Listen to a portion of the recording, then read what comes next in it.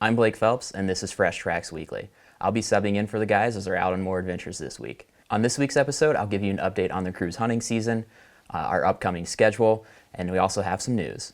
Michael, Marcus, and Randy just returned from the Yukon.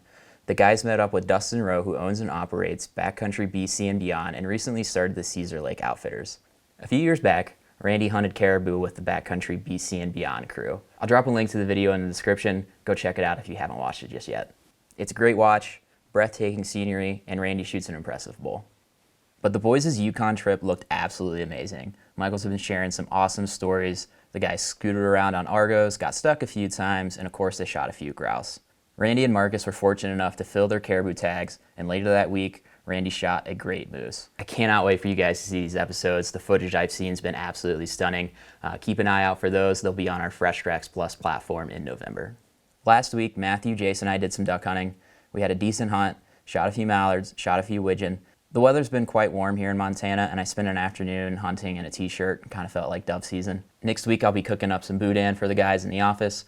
We'll make a cooking segment with that, as well as show you guys the duck hunt, so keep an eye out for that on our platforms. Earlier this week, Michael and Marcus headed to Idaho to meet up with our good buddy Bo Beatty. They grabbed a handful of llamas for an upcoming backcountry hunt. Jace, Randy, and some members from the Gerber team will be using those this weekend for the Montana rifle opener. Wish those guys some good luck. Jace has been putting an absolute hurting on the pronghorn this year. Jace and his father did a quick hunt in Nevada where he shot a great buck. Then, during the Montana pronghorn opening weekend, he continued to fill his freezer with a doe and a buck. And this past weekend, his fiance shot a doe. She still has her buck tag, and knowing those two, they're going to fill that in no time. In mid-September, Michael and Randy headed to Idaho for some archery elk action.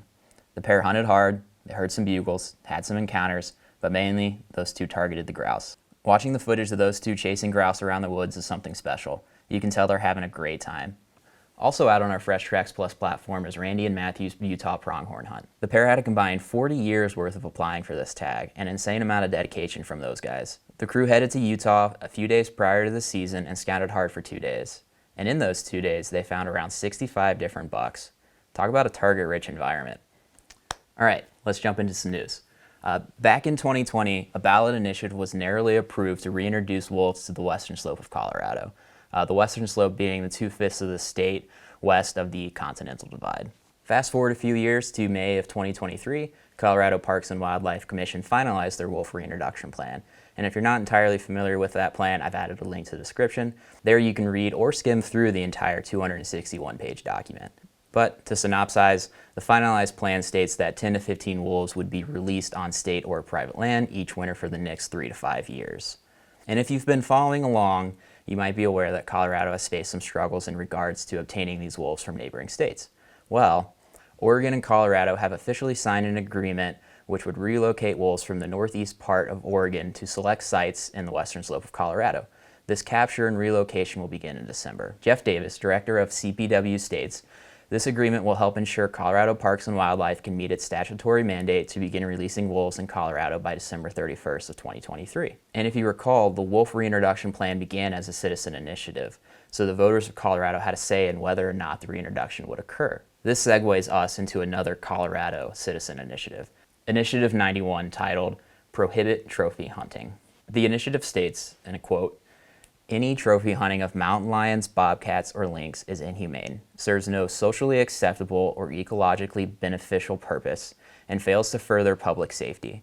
Trophy hunting is practiced primarily for the display of an animal's head, fur, or other body parts, rather than for the utilization of meat. Moreover, it is almost always conducted by unsporting means, including, but not limited to, using packs of dogs with electronic devices to pursue and entrap affected animals in places from which they cannot escape in order to achieve the kill. Therefore, it is inappropriate and necessary to ban trophy hunting of mountain lions, bobcats, and lynx in Colorado." End quote. This initiative did have its first public hearing on October 8th by the Colorado Legislative Council staff. That staff pointed out that the description of trophy hunting could be problematic, and they made some suggestions. The first suggestion that they had was to drop the term trophy. The other suggestion was to allow hunting to continue so long as the hunters harvest the meat.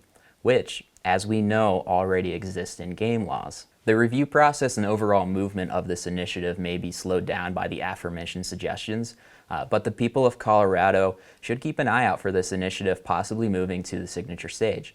And if enough signatures are gathered in favor of this initiative, it would be on the ballot for 2024. And if we learned anything from the wolf reintroduction plan, it's that direct democracy exists in Colorado and the people of the state have power.